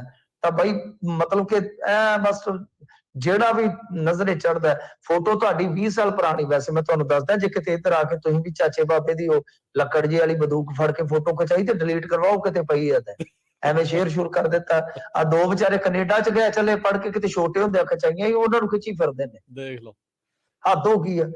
ਉਹ ਕਹਿੰਦੇ ਸਾਡੇ ਜਵਾਕ ਤੇ ਵੱਡੇ ਹੋ ਗਏ ਜ਼ੂਰੋ ਤੇ ਕੈਨੇਡਾ ਚਲੇ ਗਏ, ਕਹਿੰਦੇ ਬੁਲਾਓ ਅਸੀਂ ਪਰਚਾ ਕਰਨਾ। ਦੱਸੋ ਕਰੀਏ ਤੇ ਕਰੀਏ ਕੀ? ਮੈਂ ਤੇ ਆਪ ਲੱਭਦਾ ਫਿਰਦਾ ਕਿਤੇ ਪੁਰਾਣੀ ਫੋਟੋ ਨਾ ਕਿਤੇ ਦਿਸ ਪਵੇ, ਮਾਰੇ ਜਾਵਾਂਗੇ ਥਾਂ ਤੇ। ਇਹ ਕਿਸੇ ਦੀ ਗੱਲ ਨਹੀਂ ਸੁਣਦੇ ਪਏ, 10 ਸਾਲ ਦਾ ਬੱਚਾ ਰਗੜਤਾ ਜੀ ਤੇ ਫੋਟੋ ਪਤਾ ਕਦੋਂ ਦੀ ਹੈ? 7 ਸਾਲ ਪੁਰਾਣੀ, ਹੁਣ ਉਹ 11 ਸਾਲ ਦਾ ਹੋਇਆ। ਉਹ ਕਹਿੰਦੇ ਉਹ ਤੁਸੀਂ 4 ਸਾਲ ਦਾ ਸੀ। ਉਹ ਕਾਰਵਾਈ ਚਲੋ ਉਹਦੇ ਬਾਪ ਤੇ ਤਾਂ ਹੋ ਸਕਦੀ ਹੈ। ਸੋ ਭਾਈ ਬੱਤਾ ਕੀ ਹੈ, ਉਹ ਆਂਦੇ ਹੁੰਦੇ ਆ ਕਿ ਇੱਕ ਕਮਲਾ ਹੋਵੇ ਤੇ ਸਮਝਾਵੇ ਵਿਹੜਾ, ਤੇ ਜੇ ਵਿਹੜਾ ਹੀ ਹਿੱਲ ਜੇ ਤੇ ਸਮਝਾਵੇ ਕਿਹੜਾ। ਇਹੋ ਜਿਹੀ ਹਾਲਤ ਬਣੀ ਪਈ ਆ, ਉਹਨੂੰ ਬਦਲਾਅ ਨੂੰ ਸਮਰਥਨ ਕਰਨ ਵਾਲੇ ਵੀ ਕਿਹੜੇ ਥੋੜੇ। ਉਹ ਕਹਿੰਦੇ ਕਿ ਨਜ਼ਾਰੇ ਆਈ ਜਾਂਦੇ ਨੇ, ਨਜ਼ਾਰੇ ਜਾਈ ਜਾਂਦੇ ਨੇ, ਤੇ ਤੁਹਾਡਾ ਕੀ ਢਿੱਡ ਦੁਖਦਾ ਬਈ। ਖੈਰ ਇਹ ਅੱਜ ਵੀ ਪਰਚਿਆਂ ਦਾ ਦਿਨ ਰਿਹਾ, ਖਾਸੇ ਪਰਚੇ ਪਾਇਆ ਨੇ। ਤੇ ਜਿਹੜੇ ਇਹਨਾਂ ਦੇ MLA ਦੀਆਂ ਫੋਟੋਆਂ ਸੀਗੀਆਂ ਉਹਨਾਂ ਦੇ ਵੀ ਪਰਚੇ ਹੋਏ ਆ ਕਿ ਨਹੀਂ? ਨਹੀਂ ਉਹ ਪਰਚੇ ਤੋਂ ਬਾਹਰ ਨੇ। ਉਹ ਕਹਿੰਦੇ ਕਿ ਨਹੀਂ ਉਹ ਥੋੜੀ ਗੱਲ ਪ੍ਰਮੋਟ ਕਰਦੇ ਸੀਗੇ। ਉਹ ਤਾਂ ਐਵੇਂ ਮਤਲਬ ਕਿ ਬਾਈਸੈਪ ਲਾਉਂਦੇ ਸੀ ਉਹ ਵਜਨ ਦੇ ਨਾਲ ਨਾ, ਜਿਵੇਂ ਡੰਬਲ ਲਾਈਦਾ, ਉਹ ਤਾਂ ਐਕਸਰਸਾਈਜ਼ ਕਰਦੇ ਸੀ, ਉਹ ਡੰਬਲ ਨਹੀਂ ਸੀ ਮਿਲਿਆ ਕਿਤੇ। ਅਗਲੀ ਗੱਲ ਕਰੀਏ ਮਿੰਟੂ ਜੀ, ਗੈਂਗਸਟਰ ਟੀਨੂ ਦਾ ਪਾਸਪੋਰਟ ਮਾਮਲੇ ਵਿੱਚ ਰਿਮਾਂਡ ਮਿਲਿਆ। ਚਲੋ ਹੋ ਗਿਆ ਕੰਮ ਇੱਧਰ ਵੀ ਠੀਕ ਆ। ਬਸ ਹੁਣ ਪਾਸਪੋਰਟ ਵਾਲੇ ਪਾਸੇ ਭੱਜ ਗਏ ਆ। ਗੱਲ ਇਹ ਆ ਕਿ ਉਹ ਵੇਖ ਲਓ ਕੁਛ ਵੀ ਨਹੀਂ ਸਾਫ਼ ਕੀਤਾ ਇਹਨਾਂ ਨੇ ਕਿ ਤੁਹਾਡੇ ਥਾਣੇਦਾਰ ਨੇ ਕਿੰਨੇ ਪੈਸੇ ਖਾਦੇ ਆ, ਕਿੰਨੀਆਂ ਉੱਥੇ ਜਨਾਨੀਆਂ ਦੇ ਨਾਲ ਮਸਤੀਆਂ ਕੀਤੀਆਂ ਹੋਟਲਾਂ 'ਚ, ਉੱਥੇ ਤੁਹਾਨੂੰ ਕੀ ਕੁਛ ਮਤਲਬ ਕਿ ਲੈ ਕੇ ਦਿੱਤਾ, ਕੱਛੇ ਬਣਾਉਣਾ ਤੱਕ ਸ਼ਾਪਿੰਗਾਂ ਕਰਵਾਈਆਂ। ਉਹ ਕੁਛ ਵੀ ਨਹੀਂ, ਉਹ ਛੱਡ ਕੇ ਹੁਣ ਨਵਾਂ ਲੋਕਾਂ ਨੂੰ ਸੱਪ ਕੱਢ ਕੇ ਦਿਖਾ ਦਿੱਤਾ ਕਿ ਲਓ ਜੀ ਇਹਦਾ ਰਿਮਾਂਡ ਲੈ ਲਿਆ, ਪਾਸਪੋਰਟ ਬਣਾਇਆ ਸੀਗਾ ਇਹਨੇ ਭੱਜ ਜਾਣਾ ਸੀਗਾ, ਬੜਾ ਪੁਲਿਸ ਦਾ ਦਬਾਅ ਪਿਆ, ਭੱਜ ਨਹੀਂ ਹੋਇਆ ਤੇ ਇਹਨੇ ਫਿਰ ਆਪਣੇ ਆਪ ਨੂੰ ਜਦੋਂ ਵੇਖਿਆ ਬੇਬਸ ਤੇ ਫਿਰ ਪੁਲਿਸ ਦੇ ਧੱਕੇ ਚੜ ਗਿਆ। ਦੇਖੋ ਗੱਲ ਕੀ ਹੈ ਕਿ ਮੇਨ ਗੱਲ ਤੇ ਸੀ ਬੰਦਾ ਕਿੱਦਾਂ ਭੱਜਿਆ, ਕਿੰਨਾ ਪੈਸਾ ਚੜਿਆ, ਕਿੱਦਾਂ ਜਾਣ ਪਛਾਣ ਬਣੀ ਵਗੈਰਾ ਵਗੈਰਾ। ਇਹ ਹੁਣ ਦੂਜੇ ਪਾਸੇ ਤੁਰ ਕੇ ਕੀ ਕਰੀਏ, ਬਦਲਾਅ ਬੌਂਦ ਲਿਆ ਫਿਰ ਤਾਂ ਹੁਣ ਕੀ ਆਖ ਲਈਏ। ਗੱਲ ਤੇ ਇਹ ਆ ਕਿ ਬਈ ਕੁਛ ਵੀ ਨਹੀਂ। ਦੇਖੋ ਕੀ ਮਤਲਬ ਕਿ ਬਣਦਾ ਹੀ ਸੈਂਸ ਨਹੀਂ ਬਣਦੀ ਕਿ ਤੁਸੀਂ ਬਈ ਇਹ ਦੱਸੋ ਘੱਟੋ ਘੱਟ ਕਿ ਤੁਹਾਡਾ ਜਿਹੜਾ ਉਹ ਥਾਣੇਦਾਰ ਸੀ ਜਿਹਨੇ ਭਜਾਇਆ ਇਹਨੂੰ, ਭਜਾਇਆ ਕਿਉਂ, ਕਾਹਤੋਂ ਭਜਾਇਆ? ਇੰਨੇ ਦਿਨ ਹੋ ਗਏ ਫੜੇ ਨੂੰ, ਹਿਸਾਬ ਲਾ ਲਓ 1 ਮਹੀਨੇ ਨੂੰ ਹੁਣ ਤੱਕ ਆ ਗਿਆ ਕਿ ਬਈ ਤੁਸੀਂ ਕੋਈ ਚੀਜ਼ ਤਾਂ ਸਪਸ਼ਟ ਕਰੋ ਨਾ ਕਿ ਅਸਲ ਦੇ ਵਿੱਚ ਇਹ ਕਾਰਨ ਰਹੇ ਨੇ ਕਿ ਥਾਣੇਦਾਰ ਨੇ ਇਹਨੂੰ ਭਜਾਇਆ। ਜੀ ਜੀ, ਉਹ ਤਾਂ ਦੱਸਦੇ ਨਹੀਂ, ਉਹ ਗੋਲਮੋਲ ਕਰੀ ਜਾਣੀ ਇਹਨਾਂ ਨੇ ਗੱਲਾਂ। ਬਿਲਕੁਲ। ਅਗਲੀ ਮਿੰਟੂ ਜੀ ਗੱਲ ਕਰ ਲਈਏ ਤੇ ਨਾਲ ਹੀ ਸਰੋਤਿਓ ਅੱਜ ਕਾਲਸ ਵੀ ਤੁਹਾਡੀਆਂ ਲੈਣੀਆਂ ਆ। ਇੱਕ ਖਬਰ ਕਰਾਂਗੇ ਤੇ ਉਸ ਤੋਂ ਬਾਅਦ ਦੇ ਵਿੱਚ ਬ੍ਰੇਕ ਤੋਂ ਬਾਅਦ ਤੁਹਾਡੀਆਂ ਕਾਲ ਦੇ ਲਈ ਨੰਬਰ 408 272 5200। 1 ਸਾਲ ਵਿੱਚ UK ਜ਼ਿਆਦਾ ਪਹੁੰਚੇ ਨੇ ਪ੍ਰਵਾਸੀ। ਸੁਨਾਕ ਦਾ ਜਿਹੜਾ ਆ ਹੱਲ ਦਾ ਵੀ ਉਹਨੇ ਦਾਅਵਾ ਕਰਤਾ। ਹਾਂਜੀ ਦੇਖੋ, ਇਹਨਾਂ ਦਾ ਜਿਹੜਾ ONS ਆ, ਕੌਮੀ ਇਹਨਾਂ ਦਾ ਅੰਕੜਾ ਆਫਿਸ, ਉਹਨੇ ਅੰਕੜੇ ਜਾਰੀ ਕਰ ਦਿੱਤੇ ਆ ਕਿ 21 ਤੋਂ ਜੂਨ 22 ਤੱਕ ਇਹ ਜਿਹੜੀ ਸਾਰੀ ਅੰਕੜੇਬਾਜ਼ੀ ਜਾਰੀ ਕੀਤੀ ਆ ਕਿ ਇਹਦੇ ਵਿੱਚ ਰਿਕਾਰਡ ਪੱਧਰ ਤੇ ਮਤਲਬ ਕਿ ਜਿਹੜੇ ਪ੍ਰਵਾਸੀ ਆ ਉਹ UK ਚ ਦਾਖਲ ਹੁੰਦੇ ਆ, ਤੇ ਇਹਦੇ ਵਿੱਚ ਕੀ ਹੈ ਕਿ ਇੰਡੀਅਨ ਸਟੂਡੈਂਟਸ ਦੀ ਗਿਣਤੀ ਵੀ ਬਹੁਤ ਜ਼ਿਆਦਾ ਵੱਧ ਗਈ ਆ। 273% ਮਤਲਬ ਕਿ ਚਾਈਨਾ ਦੇ ਵਿਦਿਆਰਥੀਆਂ ਨੂੰ ਪਿੱਛੇ ਛੱਡ ਦਿੱਤਾ ਹੈ। ਤਾਂ ਤੁਹਾਨੂੰ ਪਤਾ ਹੀ ਹੈ ਕਿ ਉੱਥੋਂ ਦੀ ਰਾਜਨੀਤੀ ਦੇ ਵਿੱਚ ਜੋ ਪ੍ਰਵਾਸੀ ਨੇ ਉਹ ਇੱਕ ਮੁੱਦਾ ਰਹਿੰਦੇ ਆ। ਵੈਸੇ ਇਹ ਵੀ ਹੈ ਕਿਉਂਕਿ ਬ੍ਰੈਗਜ਼ਿਟ ਹੋ ਗਿਆ, ਬਹੁਤ ਸਾਰੀਆਂ ਜੌਬਾਂ ਜਿਹੜੀਆਂ ਨੇ ਉਹ ਸ਼ਿਫਟ ਹੋ ਗਈਆਂ ਯੂਰਪੀ ਯੂਨੀਅਨ ਦੇ ਵਿੱਚ। ਇਸ ਤੋਂ ਇਲਾਵਾ ਜੇ ਤੁਸੀਂ ਦੇਖੋ ਕਿ ਬਹੁਤ ਸਾਰੀਆਂ ਕੁਝ ਫਾਈਨੈਂਸ ਕੰਪਨੀਆਂ ਨੇ 440 ਦੇ ਕਰੀਬ, ਉਹ ਵੀ ਬ੍ਰਿਟੇਨ ਛੱਡ ਚੁੱਕੀਆਂ ਨੇ। ਤਾਂ ਗੱਲ ਇਹ ਹੈ ਕਿ 7000 ਦੇ ਕਰੀਬ ਨੌਕਰੀਆਂ ਜਿਹੜੀਆਂ ਉਹ ਲੰਡਨ ਤੋਂ ਦੂਸਰੇ ਯੂਰਪੀਅਨ ਦੇਸ਼ਾਂ ਦੇ ਵਿੱਚ ਸ਼ਿਫਟ ਹੋਈਆਂ। ਸਾਰੇ ਅੰਕੜੇ ਆਏ ਨੇ। ਤਾਂ ਕੁੱਲ ਮਿਲਾ ਕੇ ਕਹਿ ਸਕਦੇ ਆਪਾਂ, ਜਿਵੇਂ ਯੁੱਧ ਪ੍ਰਭਾਵਿਤ ਕੁਝ ਇਲਾਕੇ ਹੈਗੇ ਆ, ਉਹਨਾਂ ਤੋਂ ਕਾਫੀ ਵੱਡੇ ਪੱਧਰ ਤੇ ਇੱਥੇ ਹਿਜਰਤ ਹੋਈ ਆ। ਤਕਰੀਬਨ 1,38,000 ਇਹ ਨੇ। ਤੇ ਜੇ ਇੰਡੀਅਨ ਆਪਾਂ ਵੇਖੀਏ ਤਾਂ ਉਹਨਾਂ ਦੀ ਵੀ ਅੱਛੀ ਖਾਸੀ ਤਾਦਾਦ ਰਹੀ ਹੈ। ਜਿਵੇਂ ਮੈਂ ਕਿਹਾ ਕਿ ਸਟੂਡੈਂਟਸ ਦੀ ਬਹੁਤ ਵੱਡੀ ਗਿਣਤੀ ਉੱਥੇ ਹੋਈ ਹੈ, ਔਰ ਇਸ ਤੋਂ ਇਲਾਵਾ ਸਕਿਲਡ ਵਰਕਰ ਵੀਜ਼ਾ ਹਾਸਲ ਕਰਨ ਵਾਲੇ ਇੰਡੀਅਨਸ ਦੀ ਉਹਦੇ ਚ ਵੀ ਝੰਡੀ ਰਹੀ ਹੈ। ਇਸ ਸਾਲ ਭਾਰਤ ਦੇ 56,042 ਸਕਿਲਡ ਜਿਹੜੇ ਵਰਕਰ ਸੀਗੇ, ਉਹਨਾਂ ਨੂੰ ਇੰਗਲੈਂਡ ਦਾ ਵੀਜ਼ਾ ਜਿਹੜਾ ਉਹ ਮਿਲਿਆ। ਤਾਂ ਕੁੱਲ ਮਿਲਾ ਕੇ ਇਸ ਕੈਟਾਗਰੀ ਦੇ ਵਿੱਚ ਜੇ ਤੁਸੀਂ ਦੇਖੋਗੇ ਤਾਂ ਇਸ ਵੀਜ਼ੇ ਦਾ 36% ਹਿੱਸਾ ਇੰਡੀਅਨ ਲੋਕਾਂ ਦੇ ਹਿੱਸੇ ਆਇਆ। ਜੀ ਜੀ। ਤੇ ਮਿੰਟੂ ਜੀ ਆਪਾਂ ਇੱਥੇ ਇੱਕ ਬ੍ਰੇਕ ਲੈ ਲਈਏ, ਤੇ ਇਸ ਤੋਂ ਬ੍ਰੇਕ ਤੋਂ ਬਾਅਦ 'ਚ ਮਿਲਦੇ ਹਾਂ। ਤੇ ਤੁਸੀਂ ਵੀ ਜੇ ਕਾਲ ਕਰਕੇ ਮਿੰਟੂ ਜੀ ਨੂੰ ਸਵਾਲ ਪੁੱਛਣਾ ਚਾਹੁੰਦੇ ਹੋ ਤਾਂ ਸਟੂਡੀਓ ਦਾ ਨੰਬਰ ਹੈ 408 272 5200 4082725200। ਮਿਲਦੇ ਹਾਂ ਇੱਕ ਬ੍ਰੇਕ ਤੋਂ ਬਾਅਦ 'ਚ।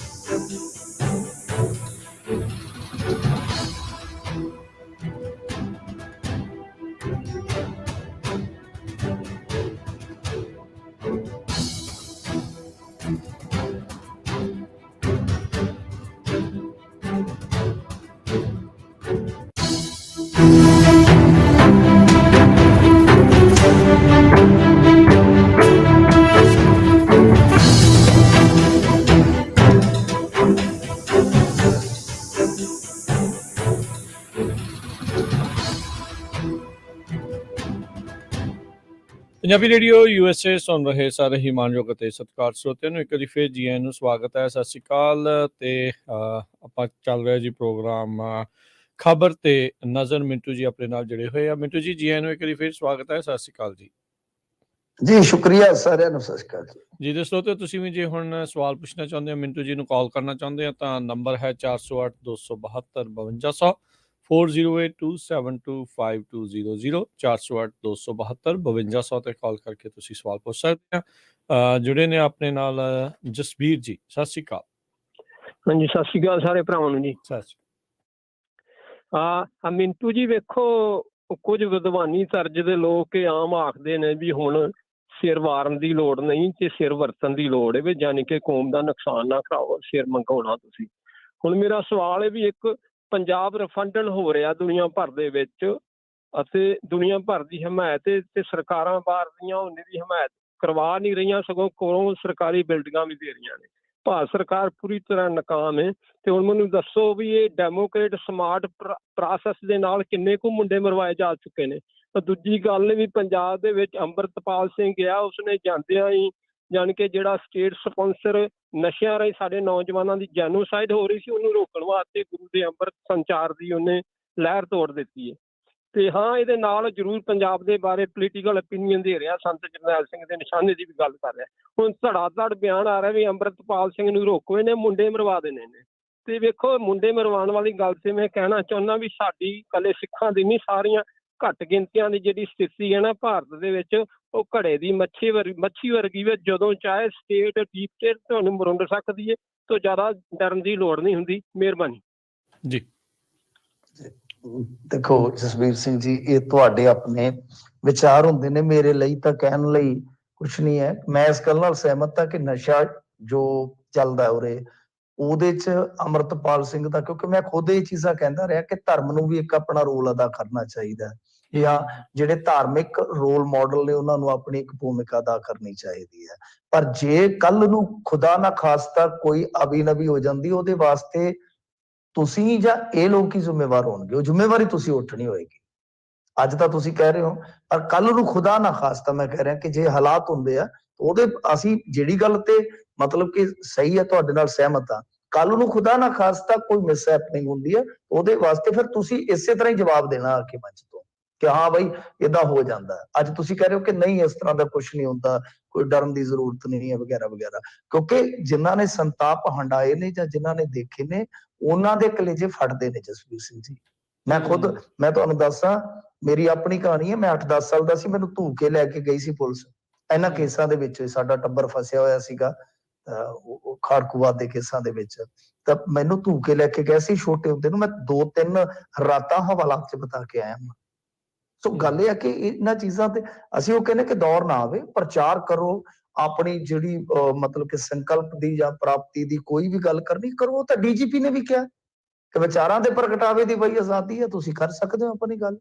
ਤੇ ਮੈਂ ਤਾਂ ਇਸ ਗੱਲ ਨਾਲ ਵੀ ਸਹਿਮਤ ਹਾਂ ਕਿ ਯਾਰ ਠੀਕ ਹੈ, ਧਰਮ ਦਾ ਪ੍ਰਚਾਰ ਹੋਣਾ ਚਾਹੀਦਾ ਔਰ ਨਸ਼ੇ ਤੇ ਵਾਰ ਹੋਣਾ ਚਾਹੀਦਾ। ਔਰ ਅੱਛਾ, ਨਸ਼ੇ ਵਾਲੇ ਮਾਮਲੇ ਦੇ ਵਿੱਚ ਅੰਮ੍ਰਿਤਪਾਲ ਸਿੰਘ ਦਾ ਜਿੰਨਾ ਵੀ ਮੈਂ ਐਫਰਟ ਦੇਖਿਆ, ਉਹ ਠੀਕ ਹੈ ਕਿ ਖੁਦ ਆਪਣੇ ਘਰ ਦੇ ਵਿੱਚ ਵੀ ਉਹਨੇ ਕੁਝ ਮੁੰਡਿਆਂ ਨੂੰ ਨਸ਼ਾ ਛਡਾ ਕੇ ਮਤਲਬ ਕਿ ਅੱਛੇ ਰਸਤੇ ਪਾਇਆ। ਇਹ ਅੰਮ੍ਰਿਤਪਾਲ ਸਿੰਘ ਦਾ ਕਾਰਜ ਮੈਂ ਕਹੂੰਗਾ ਕਿ ਨੰਬਰ 1। ਔਰ ਮੈਂ ਇਹੋ ਜਿਹਾ ਸ਼ਖਸ ਹਾਂ ਕਿ ਜੇ ਕਿਤੇ ਅੰਮ੍ਰਿਤਪਾਲ ਸਿੰਘ ਨਾਲ ਵੀ ਕੱਲ ਨੂੰ ਧੱਕਾ ਹੋਏਗਾ, ਬੇਸ਼ੱਕ ਮੈਂ ਕੁਝ ਗੱਲਾਂ ਨਾਲ ਸਹਿਮਤ ਹੋਵਾਂ ਨਾ, ਅਸੀਂ ਤਦ ਵੀ ਬੋਲਾਂਗੇ ਜੀ। ਅਗਲੇ ਕਾਲਰ ਨੇ ਆਪਣੇ ਨਾਲ ਜੁੜੇ ਰਣਜੀਤ ਜੀ। ਸਤਿ ਸ਼੍ਰੀ ਅਕਾਲ। ਹੈਲੋ, ਸਤਿ ਸ਼੍ਰੀ ਅਕਾਲ ਜੀ। ਕਰਨਵੀਰ ਮਿੰਟੂ ਵੀਰ ਜੀ, ਸਤਿ ਸ਼੍ਰੀ ਅਕਾਲ ਜੀ। ਸਤਿ ਸ਼੍ਰੀ ਅਕਾਲ ਜੀ। ਸਤਿ ਸ੍ਰੀ ਅਕਾਲ ਜੀ। ਰਣਜੀਤ ਸਿੰਘ ਬੇਕਰਫੀਲਡ ਤੋਂ। ਮੈਂ ਗੱਡੀ 'ਚ ਬੈਠਾ ਤੁਹਾਡਾ ਗੱਲਾਂ ਬਾਤਾਂ ਸੁਣ ਰਿਹਾ ਸੀ। ਹਾਂ ਮਿੰਟੂ ਜੀ, ਮੈਂ ਸਿਰਫ ਇਹ ਕਹਿਣਾ ਸੀ ਕਿ ਇਹ ਜਿਹੜਾ ਜੇਲ੍ਹ ਦਾ ਸਿਸਟਮ ਹੈ, ਇਹਦਾ ਕੀ ਫਾਇਦਾ ਹੈ? ਜਿਹੜੇ VIP ਲੋਕ ਨੇ, ਜਿਵੇਂ ਤੁਸੀਂ ਗੱਲ ਕੀਤੀ ਹੈ ਕਿ ਇਹ ਆਪਣਾ ਰਾਮ ਰਹੀਮ ਜਿਵੇਂ ਜੇਲ੍ਹ ਤੋਂ ਛੁੱਟੀ ਕੱਟ ਕੇ ਵਾਪਸ ਆਇਆ, ਇਹ ਇੰਝ ਨਹੀਂ ਲੱਗਦਾ ਕਿ ਜਿਵੇਂ ਕੋਈ ਬੰਦਾ ਕੋਈ ਪਿਕਨਿਕ ਤੇ ਗਿਆ ਹੋਵੇ ਜਾਂ ਕਿਸੇ ਹਨੀਮੂਨ ਤੇ ਗਿਆ ਹੋਵੇ ਤੇ ਵਾਪਸ ਆਪਣੇ ਘਰ ਪਰਤਿਆ ਹੋਵੇ?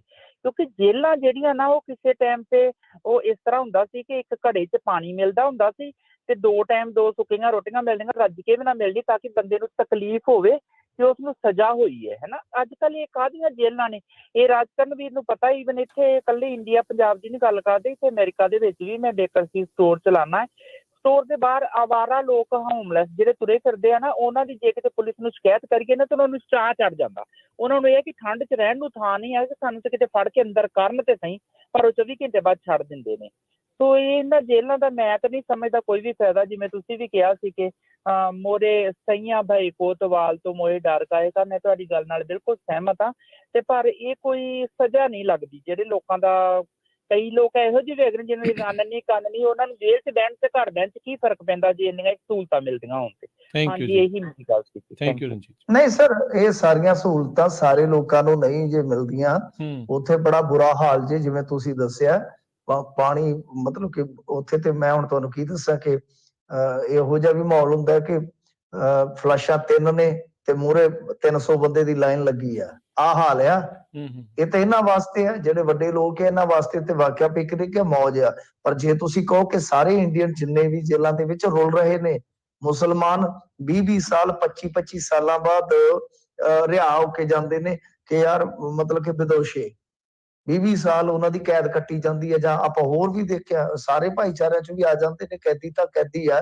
ਤਾਂ ਉਹ ਦੇਖ ਰਹੇ ਆ ਕਿ ਕਿੰਨੀ ਕੈਦ ਕਟਾਉਂਦੇ ਤੇ ਕਿਸ ਹਾਲਤ ਚ ਕਟਾਉਂਦੇ। ਜਿਹਦੇ ਕੋਲ ਤਾਂ ਪੈਸਾ ਹੈ ਉਹ ਤਾਂ ਚਾਹੇ ਲੰਬੀ ਕੈਦ ਹੈ ਛੋਟੀ ਕੈਦ ਆ ਉਹ ਤਾਂ ਕੱਟ ਲੈਂਦਾ ਹੈ, ਜਾਂ ਇਹਦੇ ਵਰਗਾ ਜਿਹੜਾ ਜਿਹਦੇ ਕੋਲ ਵੋਟ ਬੈਂਕ ਹੈ ਤੇ ਜਿਹਦੇ ਨਾਲ ਸਰਕਾਰਾਂ, ਤੇ ਅਦਰਵਾਈਜ਼ ਉੱਥੇ ਬੁਰਾ ਹਾਲ ਜੇ। ਇਹ ਨਹੀਂ ਹੈਗਾ ਕਿ ਬਈ ਮਤਲਬ ਕਿ ਅੱਜ ਕੱਲ ਜਿਵੇਂ ਤੁਸੀਂ ਗੈਂਗਸਟਰ ਦੇਖੋਗੇ, ਇਹ ਵੀ ਆਪਦਾ ਰਹਿੰਦੇ ਆ, ਵਧੀਆ ਮੌਜ ਮਸਤੀ ਚ ਰਹਿੰਦੇ ਨੇ, ਉਥੋਂ ਖਾ ਲਿਆ ਉੱਥੇ ਹੀ ਮਤਲਬ ਕਿ ਕਮਾ ਲਿਆ। ਪਰ ਜਿਹੜਾ ਆਮ ਸਧਾਰਨ ਬੰਦਾ ਜ਼ਰੂਰ, ਉਹਦੇ ਵਾਸਤੇ ਇੰਡੀਆ ਦੀ ਜੇਲ੍ਹ ਨਰਕ ਤੋਂ ਘੱਟ ਨਹੀਂ ਜਾਏਗੀ। ਜੇ ਨਰਕ ਤੋਂ ਜ਼ਿਆਦਾ ਨਹੀਂ ਤੇ ਨਰਕ ਤੋਂ ਘੱਟ ਨਹੀਂ ਹੈਗੀ। ਇਹ ਕੀ ਵਾਕਿਆ ਹੀ ਸੁਧਾਰ ਕੇਂਦਰ ਹੈਗੇ ਨੇ ਜਾਂ ਨਹੀਂ ਨੇ? ਕੀ ਆਪਾਂ ਕਹਿ ਸਕਦੇ ਨਹੀਂ ਹਾਂ? ਨਹੀਂ ਰਾਜਕਰਨਵੀਰ ਸਿੰਘ ਜੀ, ਸੁਧਾਰ ਪਤਾ ਕੀ ਹੁੰਦਾ ਹੈ? ਸੁਧਾਰ ਉਦੋਂ ਹੁੰਦਾ ਸਰ ਜਦੋਂ ਤੁਸੀਂ ਖੁਦ ਜਾ ਕੇ ਉੱਥੇ ਪਛਤਾਉਨੇ ਹੋ ਤੇ ਤੁਸੀਂ ਸੁਧਰਨਾ ਚਾਹੁੰਦੇ ਹੋ। ਅਦਰਵਾਈਜ਼ ਕੁਝ ਨਹੀਂ ਹੈ। ਫਿਰ ਜੇ ਤੁਸੀਂ ਉੱਥੇ ਕੁਝ ਪੁੱਠਾ ਸਿੱਧਾ ਕਰਨਾ ਤਾਂ ਉਹ ਚੀਜ਼ਾਂ ਸਾਰੀਆਂ ਅਵੇਲੇਬਲ ਹੁੰਦੀਆਂ ਨੇ। ਲੜਨਾ ਤਾਂ ਲੜ ਲਓ, ਛਿੱਤਰ ਖਾਣੇ ਤਾਂ ਖਾ ਲਓ, ਚੋਰੀਆਂ ਕਰਨੀਆਂ ਤਾਂ ਕਰ ਲਓ, ਉੱਥੇ ਲੜਾਈਆਂ ਕਰਨੀਆਂ ਤਾਂ ਕਰ ਲਓ, ਗੈਂਗ ਬਣਾਉਣਾ ਉੱਥੇ ਤਾਂ ਬਣਾ ਲਓ, ਕੁਝ ਵੀ ਕਰਨਾ ਜੋ ਮਰਜ਼ੀ ਕਰ ਲਓ। ਪਰ ਜੇ ਸੁਧਾਰ ਕਰਨਾ, ਜੇ ਤੁਹਾਨੂੰ ਲੱਗਦਾ ਕਿ ਯਾਰ ਮੈਂ ਗਲਤੀ ਕਰਕੇ ਆ ਗਿਆ ਵਾਂ, ਜ਼ਿੰਦਗੀ 'ਚ ਇੱਕ ਗਲਤੀ ਚਲੋ ਕਿਤੇ ਹੋ ਜਾਂਦੀ ਆ, ਮੈਂ ਇੱਥੋਂ ਕੁਛ ਨਾ ਕੁਛ ਸਿੱਖ ਕੇ ਜਾਣਾ, ਪੜ੍ਹਨ ਕਰਕੇ ਜਾਣਾ, ਤਾਂ ਉਹਦੇ ਵਾਸਤੇ ਸੁਧਾਰ ਕਰੇ। ਉਹਦੇ ਵਾਸਤੇ ਫੱਟਾ ਲਾਉਣ ਦੀ ਲੋੜ ਨਹੀਂ ਹੈ ਕਿ ਸੁਧਾਰ ਕਰਾਏ। ਜੀ ਜੀ। ਅਗਲੇ ਕਾਲਰ ਨੇ ਆਪਣੇ ਨਾਲ ਜੁੜੇ ਜੋਗਾ ਸਿੰਘ ਜੀ, ਸਤਿ ਸ਼੍ਰੀ ਅਕਾਲ। ਹਾਂ ਜੀ, ਸਤਿ ਸ਼੍ਰੀ ਅਕਾਲ ਜੀ। ਸਤਿ ਸ਼੍ਰੀ ਅਕਾਲ ਜੀ। ਮੇਰਾ ਸਵਾਲ ਇਹ ਕਹਿੰਦਾ ਜੀ ਵੀ ਦੇਖੋ, ਜਿੰਨੇ ਹੁਣ ਜਿਹੜੇ ਪੜਤਾਲਾਂ ਚੱਲ ਰਹੀਆਂ, ਬੜੇ ਘਪਲੇ ਨਿਕਲ ਰਹੇ ਹੈਗੇ ਆ, ਇਹ ਜਿਹੜੇ ਪੜਤਾਲ ਹੋਣੀਆਂ ਹੈਗੀਆਂ ਏਦਾਂ ਹੀ ਚਲੀ ਜਾਊਗੀ, ਇਹਦੀ ਕੋਈ ਲਿਮਟ ਵੀ ਹੋਊਗੀ? ਕਿਉਂਕਿ ਸਰਕਾਰਾਂ ਆ ਜਿਹੀਆਂ ਸਰਕਾਰਾਂ ਬਦਲ ਜਾਂਦੀਆਂ ਜੀ, ਇਹਦਾ ਕੋਈ ਲਿਮਿਟ ਹੈ? ਕੋਈ ਸਰਕਾਰ ਨੇ ਕੋਈ ਬਣਾਇਆ ਕਿ ਜਿਹੜੇ ਕੇਸ 'ਚ 2 ਸਾਲ 4 ਸਾਲ ਵਿੱਚ ਇਹਦੀ ਫਿਨਿਸ਼ ਹੋਊਗੀ? ਇਹ ਕੈਪਟਨ ਦੇ ਕੇਸ ਚੱਲੇ ਤੇ ਬਾਦਲ ਦੀ ਸਰਕਾਰ ਹੈ, ਬਾਦਲ ਦੀ ਸਰਕਾਰ ਉਹ ਆ ਗਈ, ਕੇਸ ਵਿੱਚ ਕੱਢੇ ਕੋਡੇ ਸਰਕਾਰਾਂ ਬਦਲ ਰਹੀਆਂ ਜੀ। ਹੁਣ ਇਹ ਜਿੰਨੇ ਕੇਸ ਕੱਢ ਰਹੇ ਹੈਗੇ ਆ, ਕੱਲ ਨੂੰ ਇਹਦੀ ਸਰਕਾਰ ਦੀ ਜੇ ਇੱਦਾਂ ਲਈ ਚਾਹੀਦਾ ਵੀ ਕੇਸਾਂ ਦਾ ਕੀ ਬਣੂਗਾ, ਮੈਂ ਇਹ ਪੁੱਛਣਾ ਚਾਹੁੰਦਾ। ਥੈਂਕ ਯੂ ਜੀ। ਜੀ ਨਹੀਂ ਸਰ, ਇਨਕੁਆਇਰੀ ਵਾਸਤੇ ਆ ਹੁੰਦਾ ਕਈ ਵਾਰ ਹਾਈ ਕੋਰਟ ਜਿਹੜਾ ਜਾਂ ਹੋਰ ਅਦਾਲਤਾਂ, ਸੁਪਰੀਮ ਕੋਰਟ, ਇਹ ਟਾਈਮ ਬਾਉਂਡ ਕਰ ਦਿੰਦੀਆਂ ਵੀ ਇੰਨੀ ਟਾਈਮ ਦੇ ਵਿੱਚ, ਇੰਨੇ ਸਮੇਂ ਦੇ ਵਿੱਚ ਤੁਸੀਂ ਰਿਪੋਰਟ ਪੇਸ਼ ਕਰਨੀ ਹੈ, ਹੋ ਵੀ ਜਾਂਦਾ। ਪਰ ਹਰੇਕ ਜਾਂਚ ਪੜਤਾਲ ਦੇ ਵਿੱਚ ਟਾਈਮ ਬਾਉਂਡ ਨਹੀਂ ਹੁੰਦਾ।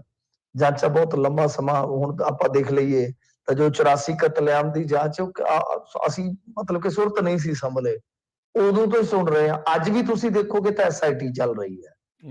ਤਾਂ ਟਾਈਮ ਬਾਉਂਡ ਹੋ ਜਾਂਦਾ ਕੁਝ ਮਾਮਲਿਆਂ ਦੇ ਵਿੱਚ, ਪਰ ਜਿੱਥੇ ਜਾਂਚ ਪੜਤਾਲ ਬਹੁਤ ਖਿਲਰਵੀਂ ਹੋਵੇ ਤਾਂ ਉੱਥੇ ਕੀ ਹੋਣਾ ਹੈ। ਸੋ ਇਹ ਆ ਕਿ ਪੰਜਾਬ ਦੇ ਵਿੱਚ ਜਿਹੜੀਆਂ ਜਾਂਚ ਪੜਤਾਲਾਂ ਨੇ, ਉਹ ਤਾਂ ਉਹਨਾਂ ਦਾ ਹਾਲ ਇਸੇ ਤਰ੍ਹਾਂ ਦਾ ਹੀ ਆ ਕੁਛ। ਬਾਕੀ ਹੁਣ ਦੇਖੋ, ਇਹਨਾਂ ਨੇ ਕੇਸ ਦਰਜ ਕੀਤੇ ਆ, ਇਹਨਾਂ ਨੂੰ ਵੀ ਆਪਾਂ ਜਮਾ ਕੇ ਦੇਖ ਲੈਂਦੇ ਆ ਕਿ ਇਹ 5 ਸਾਲਾਂ 'ਚ ਕੀ ਕਰਦੇ ਨੇ ਜਿਹੜੇ ਕੇਸ ਦਰਜ ਹੋਏ ਆ। ਚਲੋ ਪਿਛਲੇ ਤੇ ਛੱਡ ਦਿਓ ਕਿ ਇਹਨਾਂ ਦੇ ਰਾਜ ਦੇ ਵਿੱਚ ਜਿਹੜੇ ਹੋਏ ਨੇ, ਕਿ ਉਹ ਟ੍ਰਾਇਲ ਕਰ ਪਾਉਂਦੇ ਆ।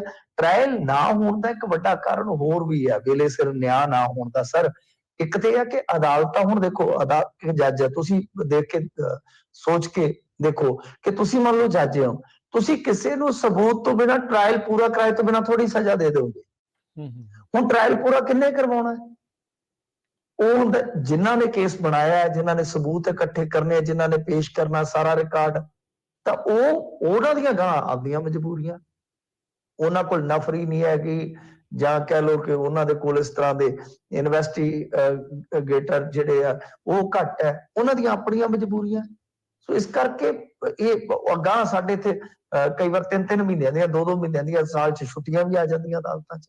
ਜੱਜਾਂ ਕੋਲ ਤਾਂ ਵਰਕਲੋਡ ਬਹੁਤ ਹੈ। ਸੋ ਇਹ ਜਿਵੇਂ ਉਹ ਅੰਗਰੇਜ਼ੀ ਦਾ ਸ਼ਬਦ ਹੈ ਨਾ ਕਿ ਮਲਟੀ ਡਾਇਮੈਂਸ਼ਨਲ, ਜਿੱਦਾਂ ਕਹਿ ਦਿੰਦੇ ਨੇ, ਕਈ ਡਾਇਮੈਂਸ਼ਨਸ ਨੇ ਇਹਦੀਆਂ। ਇਹ ਇਸ ਤਰ੍ਹਾਂ ਦਾ ਇਹ ਹੈ ਕਿ ਬਹੁ ਪ੍ਰਤੀ ਸਮੱਸਿਆ ਵਾਲਾ ਇਹ ਮਾਮਲਾ ਹੈ। ਜੀ ਜੀ, ਥੈਂਕ ਯੂ ਜੀ। ਅਗਲੇ ਕਾਲਰ ਸੁਰਿੰਦਰ ਜੀ, ਸਤਿ ਸ਼੍ਰੀ ਅਕਾਲ। ਸਤਿ ਸ਼੍ਰੀ ਅਕਾਲ ਜੀ। ਸਤਿ ਸ਼੍ਰੀ ਅਕਾਲ। ਹਾਂ ਬੇਟੂ ਵੀਰ ਜੀ ਨੂੰ ਸਤਿ ਸ਼੍ਰੀ ਅਕਾਲ ਜੀ। ਸਤਿ ਸ਼੍ਰੀ ਅਕਾਲ ਜੀ। ਹਾਂਜੀ, ਇਹ ਤਾਂ ਜੀ ਮਤਲਬ ਬਸ ਜੀ ਬਾਦਲ ਦੇ ਟਾਈਮ ਦਾ ਸਾਰਾ ਸ਼ੁਰੂ ਹੋਇਆ ਹੈ ਜੀ।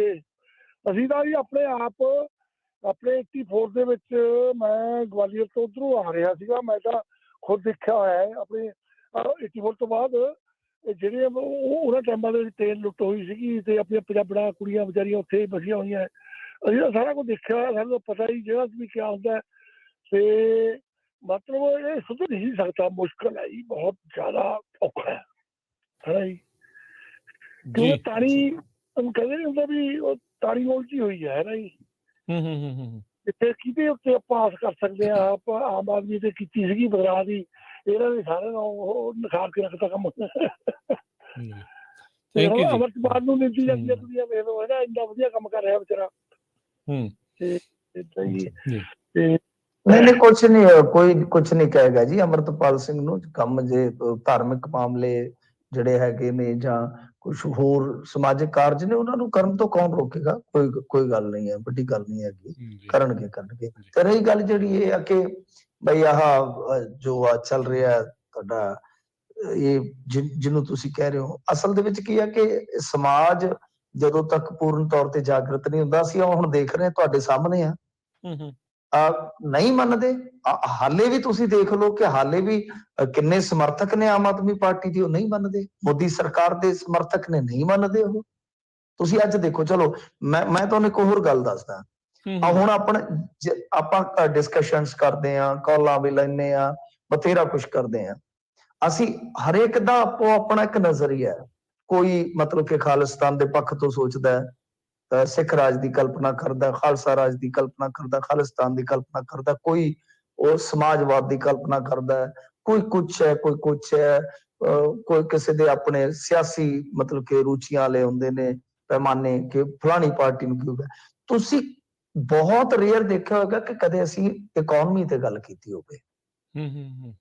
ਇਕਨੋਮੀ ਦੀ ਹਾਲਤ ਜੇ ਮੈਂ ਤੁਹਾਨੂੰ ਦੱਸ ਦੇਵਾਂ ਉਰੇ, ਮਤਲਬ ਕਿ ਕੇਰਲ ਦੇ ਵਿੱਚ ਐਵਰੇਜ ਇੱਕ ਮਜ਼ਦੂਰ ਦੀ ਜੇਬ 'ਚ 812 ਰੁਪਈਏ ਪੈਂਦੇ ਨੇ, ਸਾਡੇ 450 ਵੀ ਨਹੀਂ ਪੈ ਰਿਹਾ ਹਾਲੇ।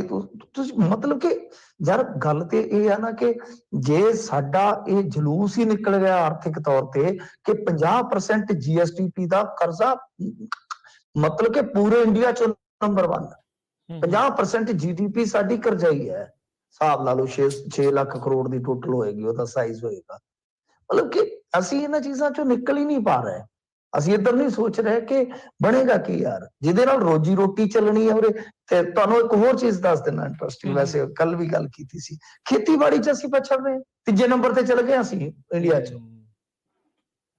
ਤਾਂ ਇਹਨਾਂ ਚੀਜ਼ਾਂ ਤੇ ਲਾਜ਼ਮ ਆ ਕਿ ਅਸੀਂ ਜਦੋਂ ਤੱਕ ਅਸੀਂ ਕੇਂਦਰਿਤ ਨਹੀਂ ਹੁੰਦੇ ਸਮਾਜ ਵਾਲੇ, ਉਦੋਂ ਤੱਕ ਇਹ ਸਾਨੂੰ ਉੱਲੂ ਬਣਾਈ ਜਾਣਗੇ। ਕੋਈ ਤੁਸੀਂ ਦੇਖ ਲਓ ਆ ਕਰੋੜਾਂ ਲੋਕਾਂ ਨੂੰ ਬਣਾਈ ਫਿਰਦੇ ਨੇ। ਹੁਣੇ ਅਸੀਂ ਖਬਰ ਕਰਕੇ ਹਟੇ ਆ ਜੀ, ਖਬਰ ਕਰਕੇ ਹਟੇ ਆ।